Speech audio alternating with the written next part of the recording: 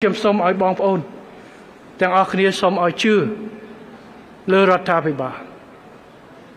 យើងមិនបានបោះបង់សិទ្ធិរបស់យើងឬមួយបោះបង់ចរចាបទជបាញ់ឬសន្តិភាពក្នុងការដោះដូរដីទេគឺមានការវាយប្រហារថាយើងដោះដូរស្អីចឹងទៅនេះអត់ទេរឿងចរចារឿងព្រំដែនអធិបតេយ្យភាពព្រំដែនគឺជាភារកិច្ចរបស់ទ្វេភាគីរបស់ស្ថាប័ននឹងតាមយន្តការច្បាប់អន្តរជាតិមួយចំនួនទៅលើកន្លែងដែលចាំបាច់យើងធ្វើមកពីមុនគណៈកម្មការ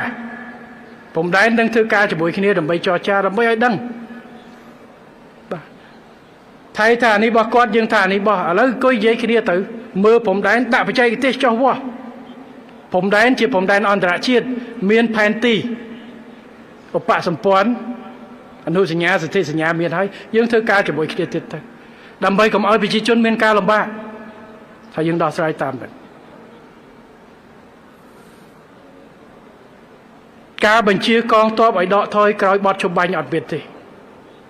ហើយខ្ញុំសូមឲ្យបងប្អូនប្រជាពលរដ្ឋរបស់យើងមួយចំនួនដែលសួរ